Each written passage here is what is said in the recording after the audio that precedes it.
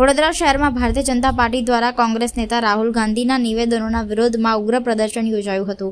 શહેરના dead and circle વિસ્તારમાં ભાજપ અને યુવા મોરચાના કાર્યકર્તાઓ એકત્રિત થઈ વિરોધ નોંધાવ્યો અને પુતળા દહન કરી રોષ વ્યક્ત કર્યો। વડોદરા મહાનગર ભારતીય જનતા પાર્ટી દ્વારા આયોજિત આ વિરોધ કાર્યક્રમમાં મોટી સંખ્યામાં કાર્યકર્તાઓ અને હોદ્દેદારો હાજર રહ્યા હતા। પ્રદર્શન દરમિયાન કાર્યકર્તાઓએ સૂત્રોચ્ચાર સાથે પોતાની માંગણીઓ અને અસંતોષ વ્યક્ત કર્યો હતો। યુવા મોરચાના કાર્યકર્તાઓએ જણાવ્યું કે તેઓ પક્ષની નીતિઓ અને રાષ્ટ્રીય હિતના મુદ્દાઓને લઈને જાગૃતિ લાવવા માટે આવા કાર્યક્રમો યોજી રહ્યા છે। પ્રદર્શન શાંતિપૂર્ણ રીતે પૂર્ણ થયું હોવાનું આયોજનકર્તાઓએ જણાવ્યું, જ્યારે સ્થાનિક લોકોમાં પણ આ ઘટનાને લઈને ચર્ચા જોવા મળી હતી। રાજકીય વાતાવરણ વચ્ચે આવનારા દિવસોમાં આવા કાર્યક્રમો વધુ તેજ બનવાની શક્યતા પણ વ્યક્ત કરવામાં આવી રહી છે। જી બિલકુલ, આજે ભારત માટે ખૂબ જ શરમજનક ઘટના બની છે। દિલ્હીમાં એઆઈ સમિટ ચાલી રહી છે। સમગ્ર વિશ્વની નજર આજે ભારત પર છે। આ એઆઈ સમિટમાં રાહુલ ગાંધીના ચમચાઓ, યુવા કોંગ્રેસના એનએસયુઆઈના કાર્યકર્તાઓ દ્વારા એઆઈ સમિટમાં જઈને કપડાં કાઢીને વિરોધ પ્રદર્શન કર્યું। હું એક યુવા તરીકે પૂછવા માંગુ છું કે ભાઈ તમે કઈ વસ્તુનો વિરોધ કર્યો? આ ભારતીય જનતા પાર્ટીનો તો કાર્યક્રમ હતો નહીં, આ ભારત સરકારનો કાર્યક્રમ હતો, ભારતના યુવાનો માટેનો કાર્યક્રમ હતો। ભારતના યુવાનો ટેકનોલોજીના ક્ષેત્રે આગળ વધી રહ્યા છે, એને પ્લેટફોર્મ આપતો આ કાર્યક્રમ હતો। આ એઆઈ સમિટમાં સમગ્ર વિશ્વમાંથી લોકો આવ્યા છે।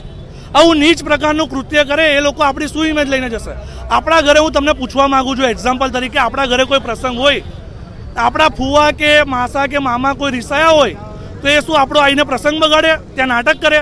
એ છાના માના ઘરે બેસી રહે, એમને પ્રસંગ આપણો ના પસંદ હોય તો હું એક યુવા તરીકે કહેવા માંગુ છું કે રાહુલ ગાંધી, જો તને ના ગમતું હોય કે ભારતના યુવાનો આગળ વધે ટેકનોલોજીના ક્ષેત્રે, તો તું છાનો માનો ઘરમાં બેસી રહે।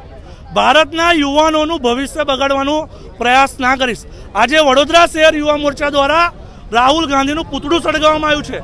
આગામી દિવસોમાં જો રાહુલ ગાંધી અને કોંગ્રેસનું આ જ વલણ રહ્યું તો આગામી દિવસોમાં આનાથી વધારે ઉગ્રમાં ઉગ્ર આંદોલન અને આનાથી મોટામાં મોટું વિરોધ પ્રદર્શન કરવામાં આવશે।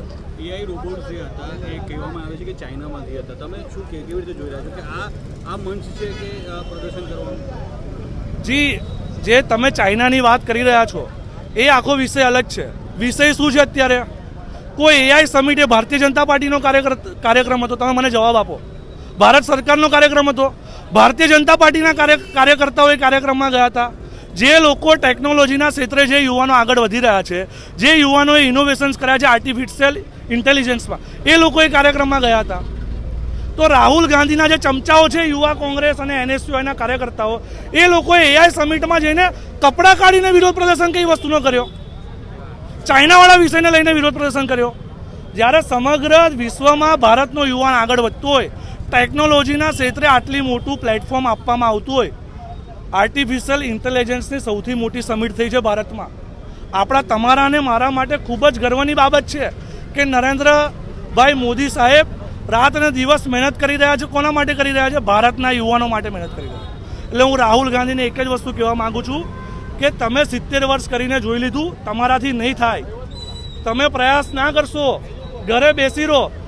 છેલ્લા 10 વર્ષમાં તમે જુઓ, નરેન્દ્રભાઈ વડાપ્રધાન બન્યા ત્યાર પછીના 10 વર્ષ ને અત્યારના 10 વર્ષ ભારત ક્યાંથી ક્યાં પહોંચી ગયું વિશ્વ કક્ષાએ। સમગ્ર વિશ્વ ભારતને એક અલગ નજરથી જોઈ રહ્યું છે, પહેલાં અલગ નજરથી જોતું હતું। આ ડિફરન્સ છે બે વસ્તુમાં। આપણું દેશનું જે